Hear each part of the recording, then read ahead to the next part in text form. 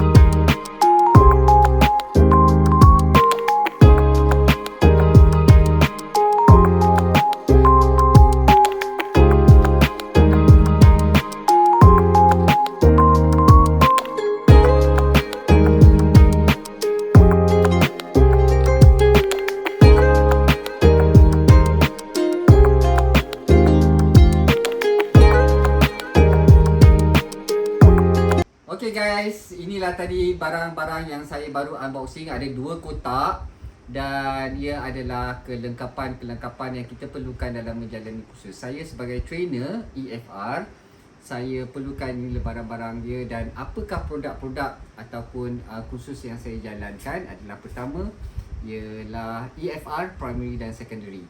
Dalam Primary dan Secondary, kita perlukan adult mannequin dipanggil. Dalam primary ni kita belajar bagaimana kita nak buat mampatan dada ataupun chest compression. So apa yang saya suka kepada mannequin ini adalah dia mempunyai lampu dekat sini. Dan dia mempunyai nampak dekat sini dia boleh bergerak supaya salah satu skill yang kita buat, pastikan dia punya open airway dekat sini lah.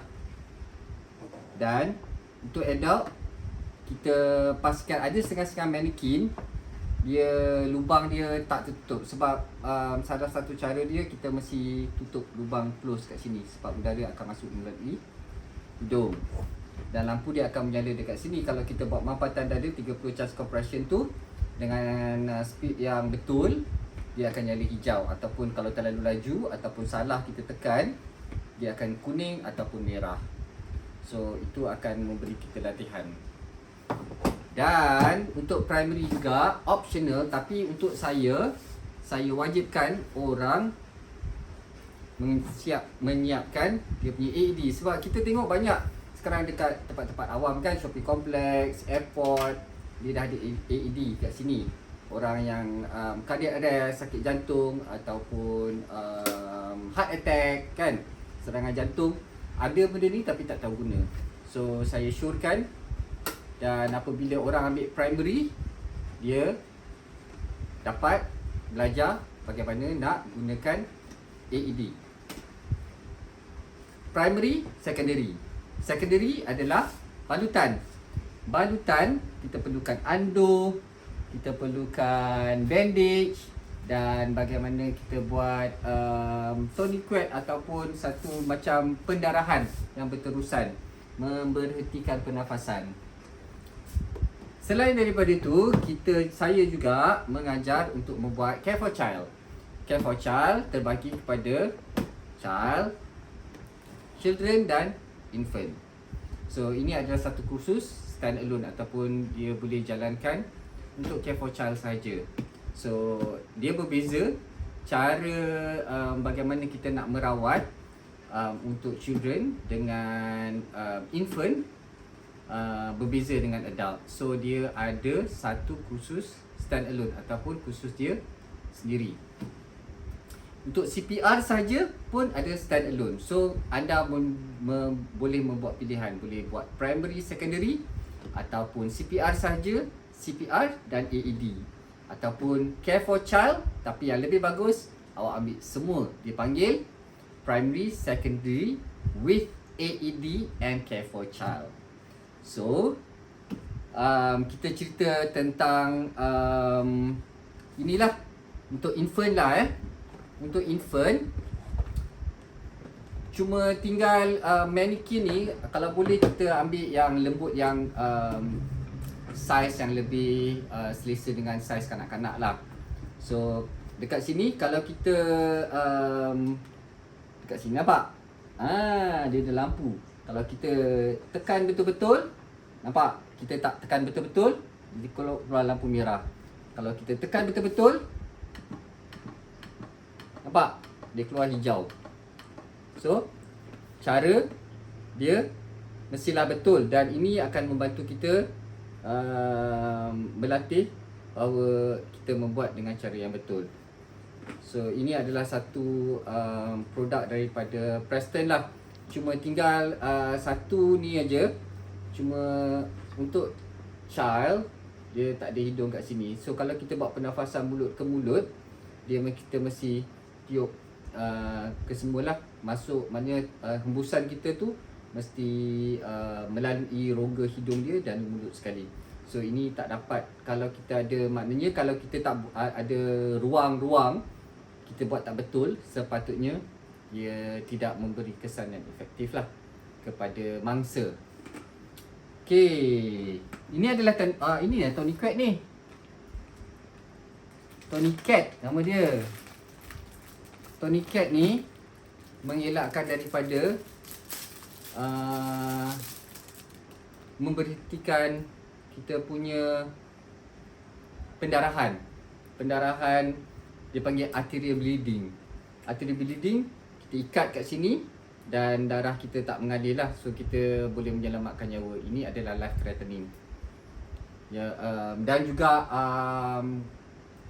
mangsa apabila dipatuk ular, contoh kan, kita berhentikan daripada dia mengalir ke seluruh anggota badan kita. So yang penting sekarang ni AED, walaupun nampak benda ni mudah, tetapi serangan jantung boleh berhenti dalam beberapa minit saja dan anda boleh berhenti bernafas. So ada AED tapi tak pandai guna, tak guna. So ini adalah satu kursus yang boleh dijalankan dalam masa 1 hari. Dan cara metod kaedah pembelajarannya adalah e-learning. Secara teori kita ada exams, kita ada skill demonstrations dan perbincangan. So video dan very interaktif. Kita boleh belajar secara theoretical independently, secara sendiri di rumah anda, dengan secara bebas. Dan kemudian anda bersama saya dan instruktor saya untuk belajar skill bagaimana kita nak menjalankan kursus ini, dan kemudian anda membuat peperiksaan dan anda mendapat sertifikasi. So kenapa ada beberapa organisasi ataupun syarikat yang perlukan AED ni, ataupun sometimes dipanggil basic life support.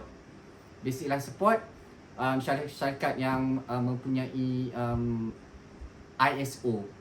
So dia mewajibkan kaki tangan mereka mempunyai sertifikasi primary dan secondary sekurang-kurangnya. Untuk guru-guru tadika, guru-guru sekolah juga, kebanyakannya ataupun swasta mewajibkan para pekerja ataupun tenaga pengajar mempunyai sertifikasi Care for Child.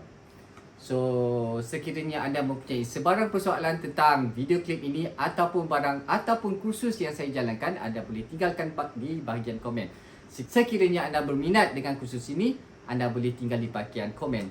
Sehingga berjumpa dalam klip video saya yang lain. Sekian, jumpa lagi.